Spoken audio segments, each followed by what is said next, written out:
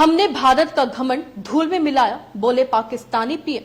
नमस्कार, मैं हूं रचना सिमवाल। नफरत के नकाब में छुपे जहर को आज फिर से जुबान मिली और वो जुबान है पाकिस्तान के प्रधानमंत्री शहबाज शरीफ की। सियालकोट की छावनी में खड़े होकर उन्होंने वो कहा है जो आज हर हिंदुस्तानी के सीने में आग लगा रहा है। उन्होंने कहा, हमने भारत का घमंड धूल में मिला दिया। सवाल ये है कि किस घमंड की बात कर रहा है पाकिस्तान, किस जीत की झूठी कहानी रच रहा है पड़ोसी मुल्क।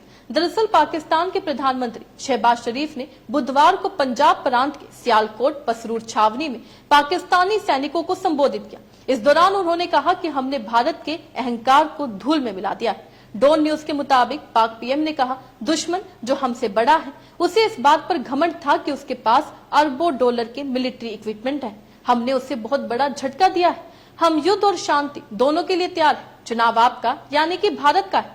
सवाल यह है कि आखिर पाकिस्तान किस झटके की बात कर रहा है? क्या उसे कारगिल अटैक वो भूल चुका है जहां उसकी सेना अपनी जान बचाकर भागी थी? क्या 1971 याद नहीं जब बांग्लादेश बना और 90,000 पाकिस्तानी सैनिकों ने भारतीय सेना के सामने आत्मसमर्पण किया था? पाकिस्तान का इतिहास हर युद्ध में हार का इतिहास रहा और अब वो झूठ और बयानबाजी के दम पर खुद को विजेता साबित करना चाहता है। पाकिस्तान भूल गया है कि उसकी रक्षा बजट है वो भी भारत का सिर्फ 1.5 है। जो IMF से लोन मांगता हो वो देश कैसे युद्ध की बात कर सकता है? इतना ही नहीं, शहबाज शरीफ ने सिंधु जल संधि को स्थगित करने पर भारत को चेतावनी भी दे डाली।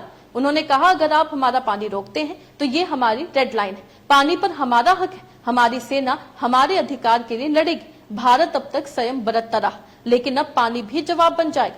जानकारों का मानना है कि पाकिस्तान इस वक्त रणनीतिक रूप से भुखलाया हुआ है। ऑपरेशन सिंदूर के बाद पूरे देश में हलचल है और अब वह ऐसे बयानों से अपनी जनता को बहलाने की कोशिश कर रहा है। लेकिन भारत अब 1990 वाला भारत नहीं। ये भारत जवाब देने से नहीं डरता, लेकिन जवाब देने का तरीका खुद चुनता है, समय भी, स्थान भी और भाषा भी।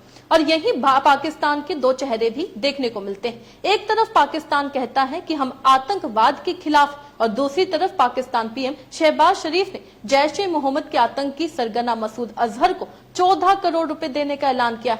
ऑपरेशन सिंदूर के तहत भारतीय सेना की स्ट्राइक में मसूद के परिवार के 14 लोग मारे गए थे और इसी के चलते 14 करोड़ रुपए उसके परिवार को यानी कि मसूद अजहर को ही देने का ऐलान कर दिया गया। इससे ये साफ साबित होता है कि पाकिस्तान ही आतंकवाद का एपिसेंटर है। खैर, इस खबर से आप क्या समझते हैं? अपने राय कमेंट बॉक्स में लिखकर हमें जरूर बताइएगा। इसी तरीके से देश और दुनिया से जुड़ी हर छोटी सी बड़ी अपडेट के लिए FBN यानी फ्रंटलाइन ब्रेकिंग न्यूज के साथ बने रहिएगा। धन्यवाद।